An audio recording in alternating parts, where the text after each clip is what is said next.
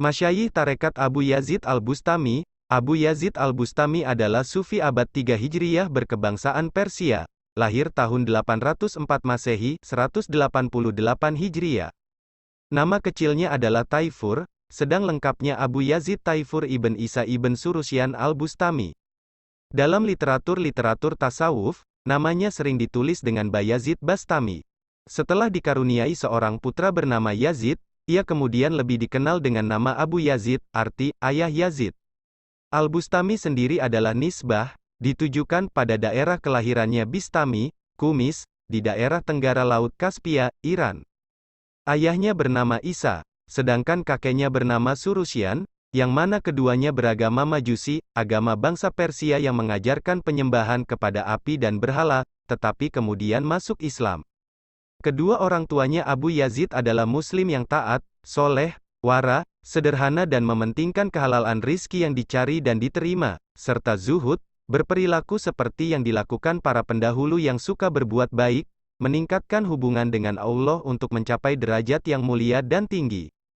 Sedang, kakaknya bernama Adam dan adiknya bernama Ali yang juga sufi. Ada sufi yang memiliki nama hampir mirip dengannya, yakni Abu Yazid dan Taifur Al-Bistami Al-Asgar. Data hidup yang dimilikinya sangatlah terbatas, info-info mengenai dirinya didapat dari Taifur, cucu dari Adam. Selain itu, biografi Abu Yazid juga diketahui melalui tokoh-tokoh lain yang pernah berjumpa serta mencatat ucapan-ucapannya, seperti Abu Musa Al-Dabili, Abu Ishaq Al-Harawi, dan lain-lain. Sejarah mencatat bahwa ia tidak meninggalkan suatu tulisan, barang satu pun. Saat remaja, Abu Yazid mempelajari dan mendalami Al-Quran serta hadis-hadis Nabi Muhammad SAW. Ia kemudian mempelajari fikih mazhab Hanafi, salah satu aliran metodologi fikih yang didirikan oleh Imam Hanafi, dan merupakan salah satu mazhab yang dianut oleh kaum Sunni, sebelum akhirnya menempuh jalan tasawuf.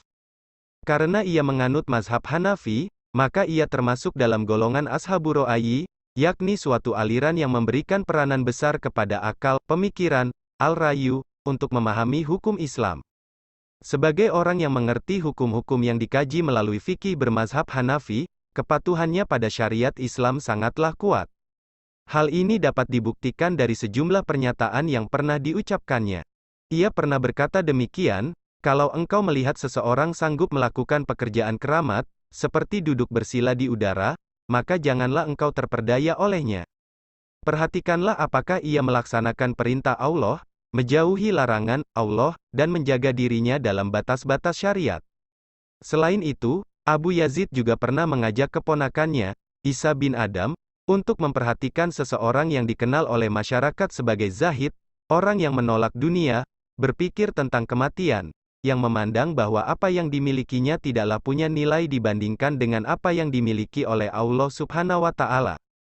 Waktu itu orang tersebut sedang berada di dalam masjid dan terlihat batuk lalu meludah ke depan, ke arah kiblat di dalam masjid. Karena menyaksikan kejadian tersebut, yang mana hal ini tidak sesuai dengan adab, akhlak, yang diajarkan oleh Rasulullah SAW, Abu Yazid pergi dan berkomentar, orang itu tidak menjaga satu adab dari adab-adab yang diajarkan oleh Rasulullah SAW. Bila ia begitu, ia tidak dapat dipercaya atas apa-apa yang didakwakannya, omongannya tidak dapat dipercaya.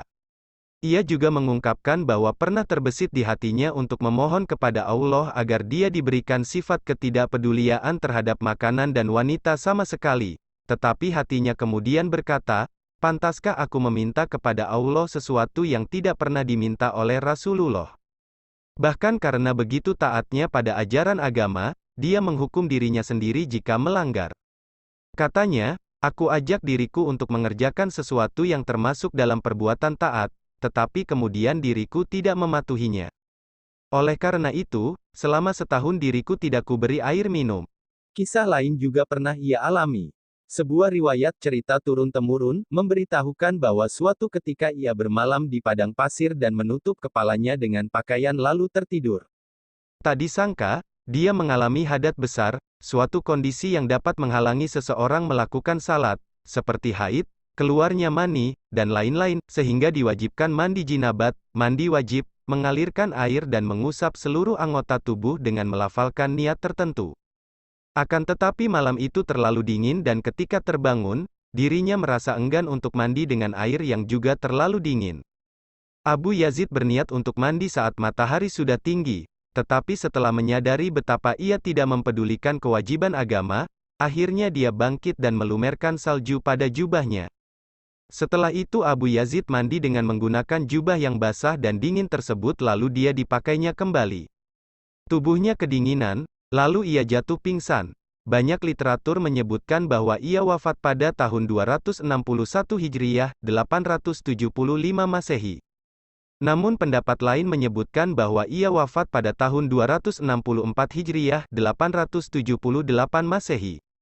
Abu Yazid menghabiskan seluruh hidupnya di kota kelahirannya, Bistami. Pernah ada yang berkata padanya bahwa orang yang mencari hakikat hidup biasanya selalu mengembara dari satu tempat ke tempat lain. Kemudian ia hanya menjawab, "Temanku, maksudnya, Tuhan tidak pernah berpergian, dan karena itu aku pun tidak berhijrah, berpindah dari sini." Namun tidak dapat diacuhkan ketika beberapa kali ia terpaksa menyingkir dari Bistami karena munculnya tekanan dan permusuhan dari pihak yang menganggap sufisme atau tasawufnya menyimpang, tetapi hal itu hanya berlangsung dalam waktu yang relatif singkat.